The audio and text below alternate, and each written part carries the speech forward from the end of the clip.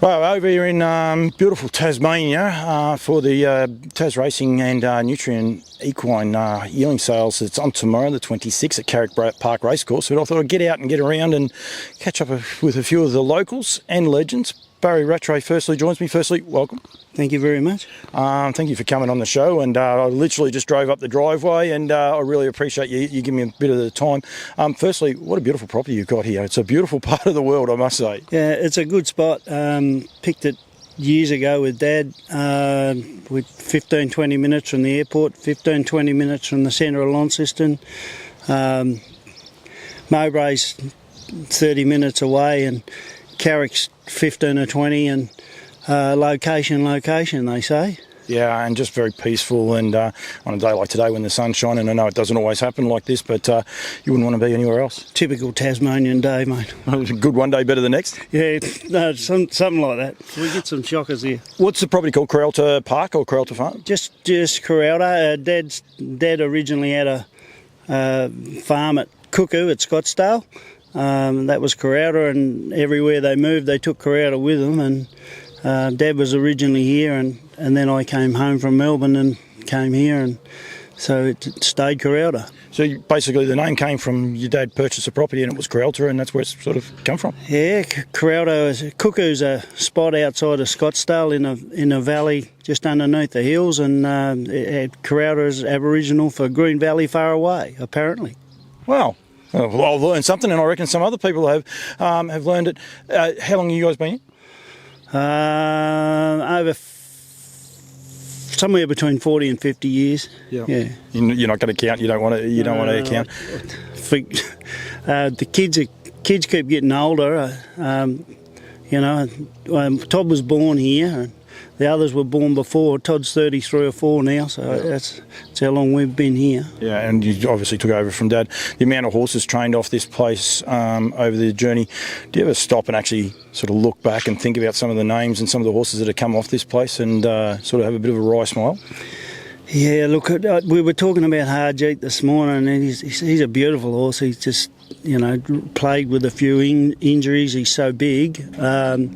And, we liken him to Genghis Corralta, who was just a mighty trier and a great horse. And you brought up the conversation with Astral Francais. Yeah, we've been lucky. We've had a lot of nice horses, and hopefully got a lot more to come. Is there a formula, do you have a formula behind it, like yourself and Dad? Obviously good horse people and raise good horses, but is there sort of a little bit of something that you guys follow a bit religiously on either the way you raise your horses or the way you prepare them? Do the best. The best you can do, and hope for the best. And most of those good horses have been raised on this property?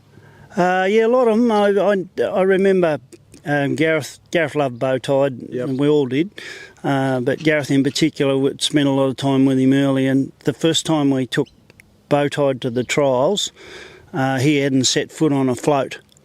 He went to Carrick and lined up to the mobile and turned around and went the other way. But he had actually not been on the float before he went to the trials that day. That's amazing. So everything was on this place. He learned everything. How did he trial? Actually, I know you said he went the other way, but did he trial okay? No, he trialled okay. He wasn't supposed to trial too good. He went to Burnie a few days later, and they said, "What are you going to Burnie for?" It's the richest standard start race in Australia, the only one, of course. We had a bit of a ticket on him at Burnie. And he only won by a head, but he still wins. They don't have to win by that far. Bowtide is a horse a lot of the younger guys will remember. But, as I said, Astral Francais, that was the name of a horse because I actually thought it was a filly, but from memory was just a super tough horse. And I think my memories back then were when you went to Moonee Valley and the Rattray name was there. I was saying to you, and I was being honest, you used to go around and just look at your horses, won the presentation, but your horses had a name for being big, strong horses and doing it tough? I think we sort of, we of course didn't take to Victoria all the ordinary ones we had. We had plenty of ordinary ones. We took the pick of them, and he was certainly the pick of them. I remember Dad saying when we loaded up to go to Victoria, he said, "Do you think he's ready?" remember saying he's the best horse we've ever taken away. Crowder Gift and Crowder Bay and all those included, you know. He's the best horse we'd ever taken away. He was a 3-year-old. I think Genghis at the time was...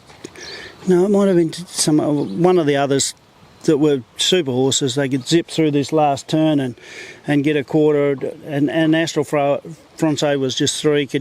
He could handle them. You know? Oh, serious? He could handle the real good ones. Yeah. And that's when you realised you had something. Yeah, well, we got beat ahead in the New South Wales Derby and a neck in the Victorian Derby. He was on the money, but we didn't quite get the big one. Well, they were back in the halcyon days too. I mean, that was when Tubby Peace, they were at their top. They had 6-7 horses. Vinnie Knight, the same thing. Quite often they'd line up 6 or 7 horses in those. Was it ever daunting to go across there, or was it something that you guys sort of embraced and said, let's go and have a crack? Well, we're still doing that. Victoria's not been a happy hunting ground for us. New South Wales much better. And before I'm done, I plan on being in Victoria one of these days and going out a winner. Is there one race? No. Any of those bigger ones that would do. Have you not saluted in a real big one then? You've always had. I think you had a Victoria. Well, Bow Tide. He was a Victoria Cup. You haven't saluted any of those sort of big races. No, we haven't. No, we haven't. That'll be a head scratcher for a lot of people, but I'm glad it's you saying it and not me. No. I took Prodigious over and he got beat less than the length and couldn't get a run in the Victoria Cup. Tried to get in the Sheet Street and he wouldn't go in and he didn't want to be in there, and I think he could have got a bit closer that night. But no, we haven't had any luck much in Victoria. New South Wales has been our happy hunting ground, and consequently we've got a place up there, not in Victoria. At beautiful Goulburn, or just out of Goulburn, and it's another beautiful part of the world, not dissimilar to here, a little bit on the fresher side, but not dissimilar to here. Is that one of the reasons you went to that area? Look, it was just a matter of finding something that was suitable, and probably only a 2k down the road was where Vic Frost launched his attacks from, so it was pretty safe. It was a reasonable area, you know. He's another man from back in that same generation who always had a nice horse as well. He had a couple of horses called one horse called Westburn Grant, went okay, didn't it? Yeah, far better than we ever did, I'm afraid. We're looking to get there still. You are. Well, I think you guys are going pretty good. I think you're downplaying it. Bowtide, you must have been blown away with the job that he did, not only for the name, but harness racing, especially harness racing here in Tasmania. People sat up and said, geez, they have seriously, seriously good horses. Yeah, Bowtide was interesting because I think, as we were outlining, we've been to the big dance often enough. We just hadn't won enough of them, or any of them, so to speak, really, to actually be there on the day and to knock all the big guns off was really a special time for us all, the whole family. But as you allude to, one of the nicest things about those things was that all Tasmania joined in with what was going on, and people that we hadn't seen, or and even our own family. I'd got a deaf brother in Western Australia, got more involved than they had done in any other period of our life, but Tasmania really locked on to Bowtide, and they enjoyed it well. Not as much as we did, but they certainly had enjoyment out of what was going on. I think he was a revelation in a way too, though, because I know a lot of Victorians, a lot of people. There was no one upset that Bowtide won, if you know what I mean. Like, I don't think anyone ever gets really upset that the good horses win, but I reckon he had a lot more people cheering for him than maybe a horse out of those own states. Yeah, well, I suppose underdogs always sort of draw Australian, support. I think that's the Australian way. I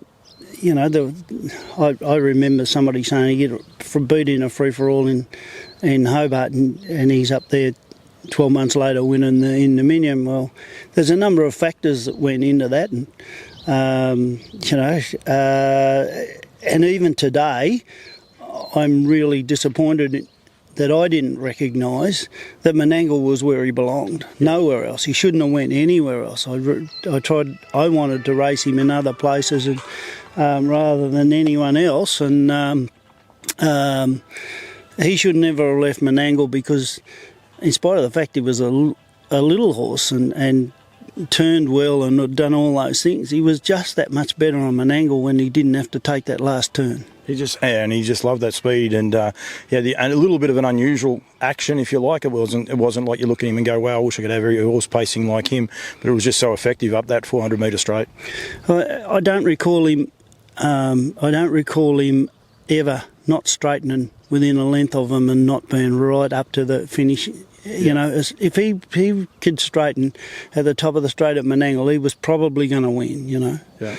Then along comes Ignatius. And do you pinch yourself a little bit that, you're saying there before that you'd never been able to probably achieve it on the big, and then, not that long later, here comes Ignatius, a little bit of a different horse, a beautiful looking horse, beautifully presented horse and the likes.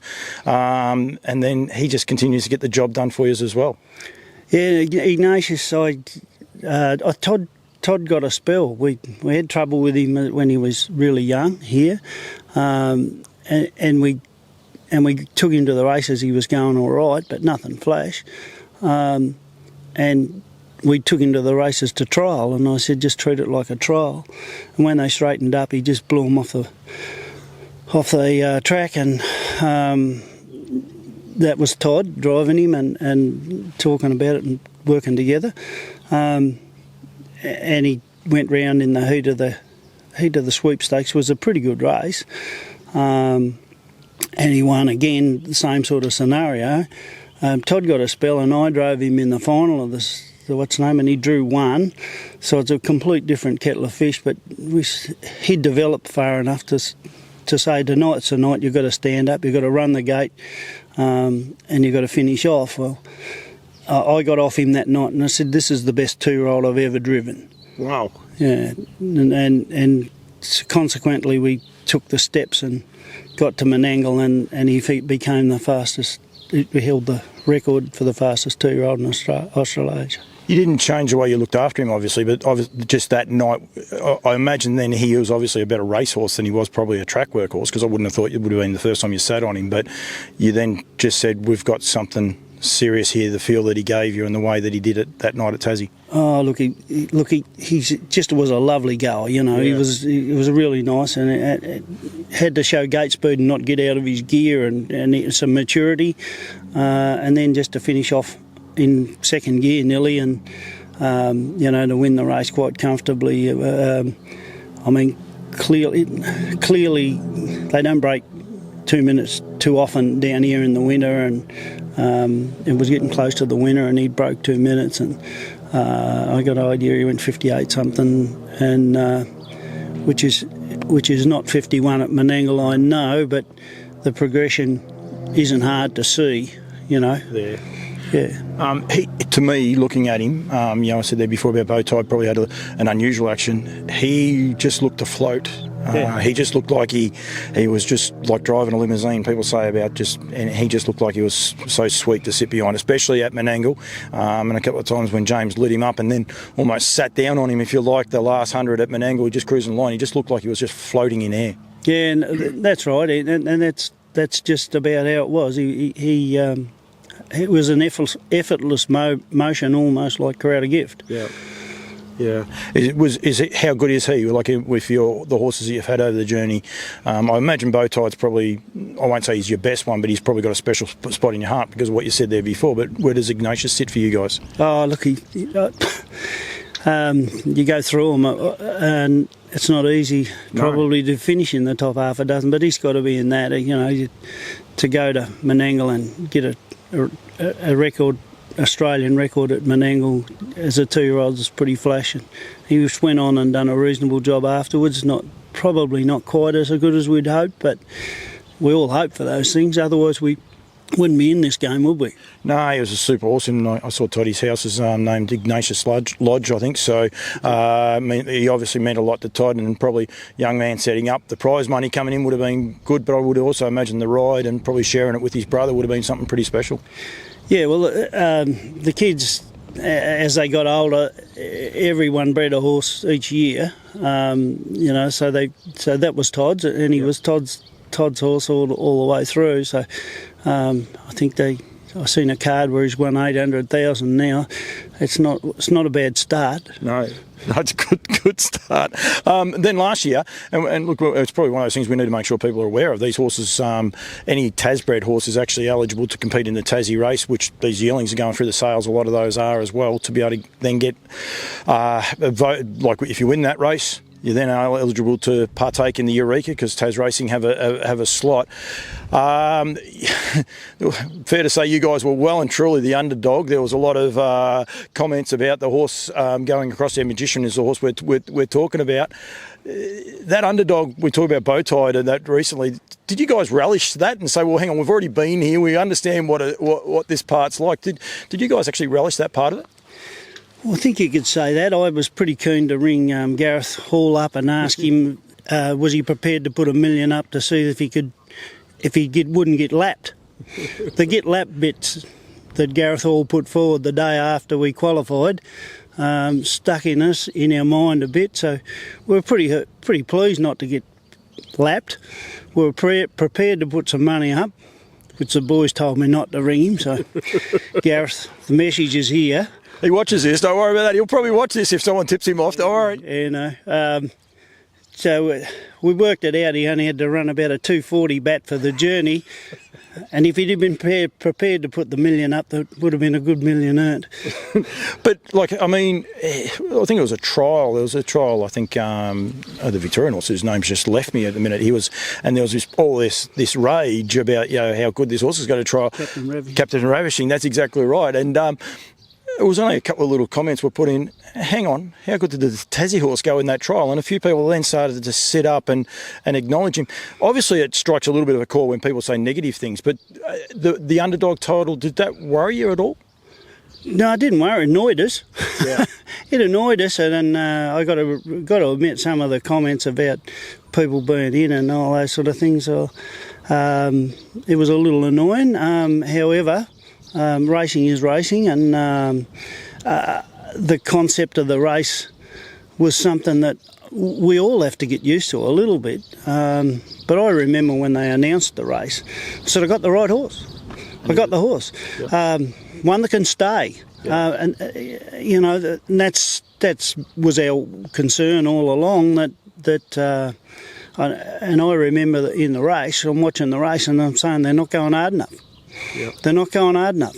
Yep. They should have went harder down the back, and he would have finished even closer, I think. But on what was a terrible week for him, he played up bad and didn't handle the retention barn and played up in the stalls before the race and all those sort of things.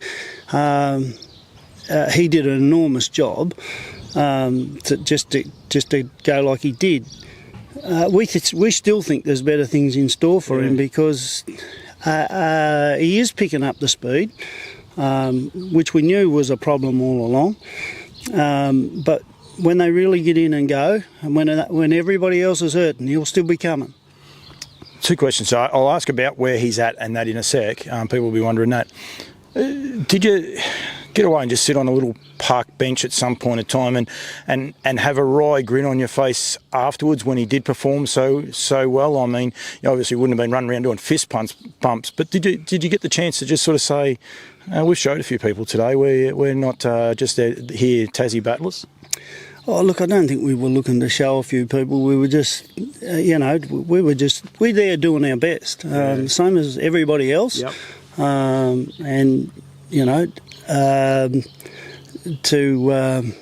To have received a bit of rubbish talk, if you like, and come out on top, probably makes it a little sweeter, but wasn't in our mind as much as just going and doing the best we could.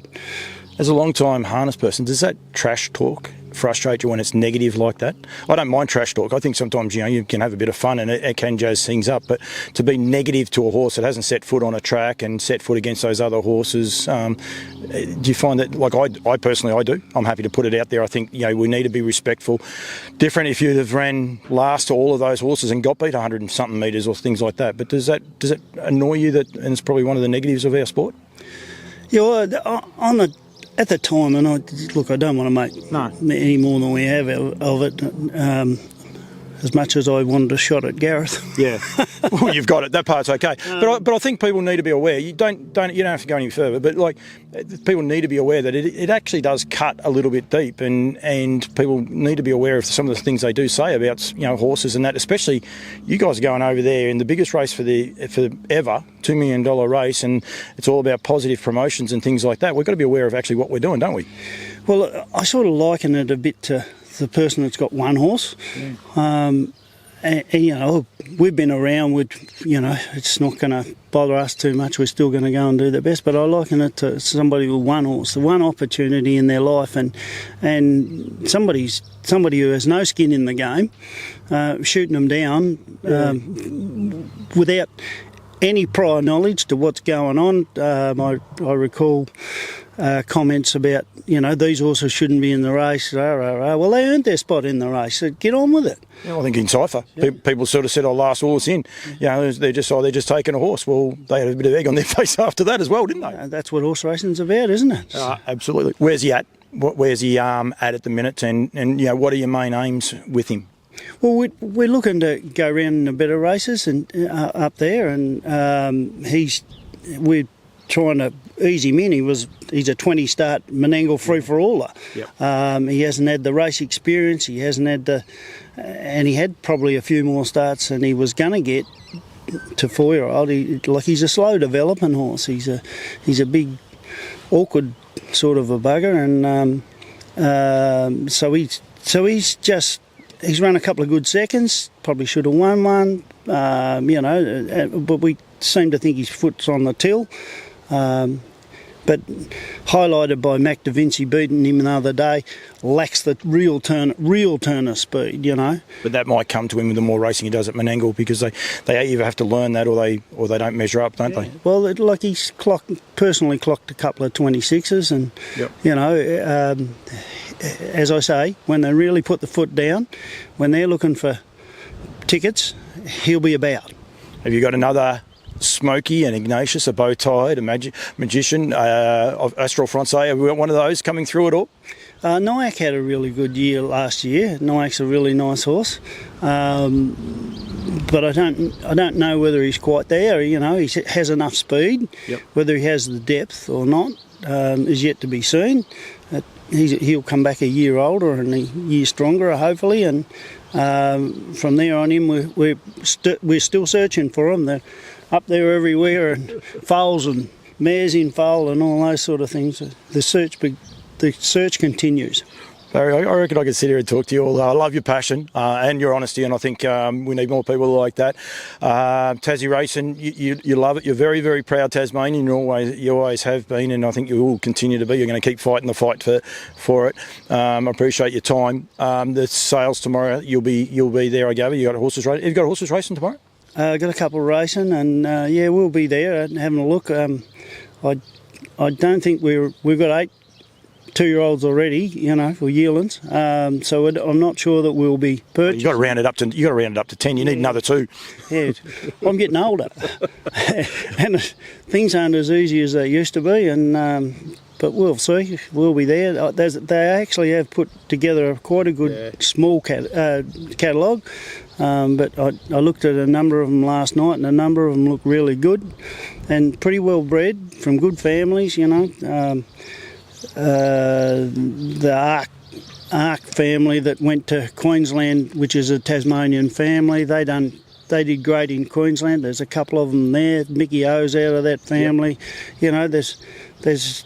There's enough good Tasmanian breed still left here in Tasmania to find plenty of good horses. There's two actually out of your family. I forgot her name, but Bowtie's mother, Goose. What's it? Bush. Goose Bush. There's two there. I think Brooke Hammond's got one, and Mel's got one. Melissa Main. Yep.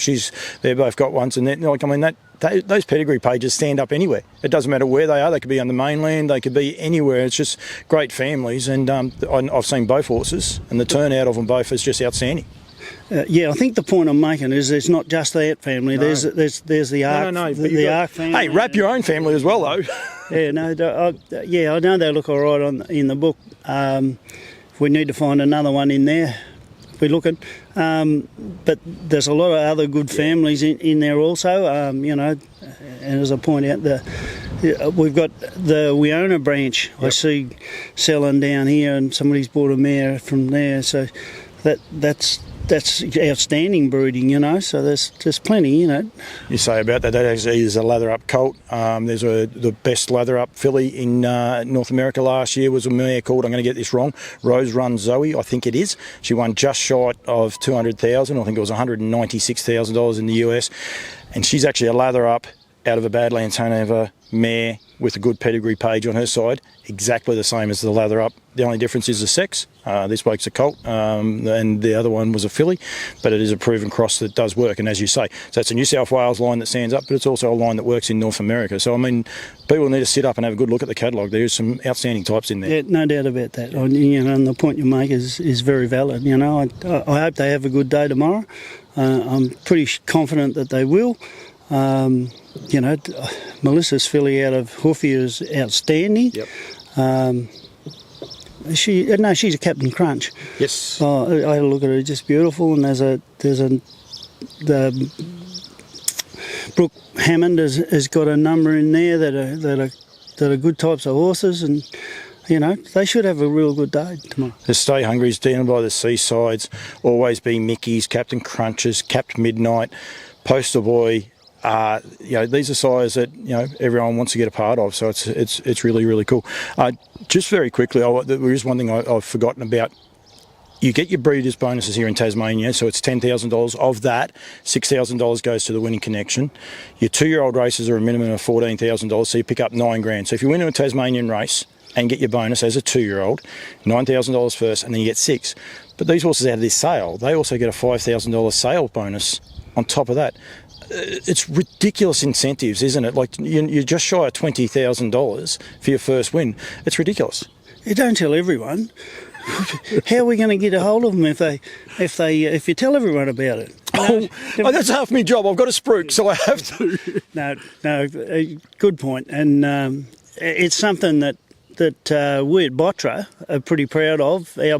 When we started working on the Tasbred bonuses, they were $200 for your first win. Yeah. So over the years, Botra, which I've been part of, have worked very hard to ensure that our bonuses come up, that our sire stakes, I remember saying that we'd get our sire stakes from $12,000 to $50,000, and it's now $60,000, and we're still working on them, those things going up. So, Queensland have got a better sire stake system than ours, but ours is the next best, I think. I totally agree, and I come from Victoria, and I can openly say this. I'm frustrated with how ours is going, and I look at yours. Anyone question what I said there with the Tassie one too? It's a $10,000 bonus, but $6,000. So anyone that purchases this horse will get $6,000. Yep. The other $4,000 goes to the breeders, so they won't get that part. But it is $6,000 cash in the winning connections pocket, which is awesome, and it's good for Tasracing. And then because you're Tasbred, you're eligible to get in those races. And who knows, in 2-3 years' time, you might be going around the Eureka, which is what you guys have been able to do the first year run. And well done for that too, making the field the first year. And again, all those runners in that field, that's the first year in a $2 million race, richest race in the world. It's a mighty achievement. Cap off to Tasracing here, and we formed a qualification race, which was the Bow Tide, yep. Which was an $80,000 race. The Bow Tide had 3 or 4 nice 3-year-olds in it. It had those 4-year-olds, Mickey O and Magician, and there was the other names elude me just right at the moment. But that race went round, and I think the Magician won my neck or something like that, and the 2 3-year-olds worked home really well after getting in a little bit of trouble, and that race left more questions than answers. So for Tasmania, it really was an outstanding race, and it was outstanding as far as we're concerned. It was an outstanding result, but with more questions being asked after the race than before the race, it leaves us in a really good position. Baz, thank you. Hopefully we're still recording. Yes, we are. It cuts out after a period of time, but I hope this is still going, and it is. Thank you very much. Next time I come over, I reckon I might do a lot more homework, get all of the history and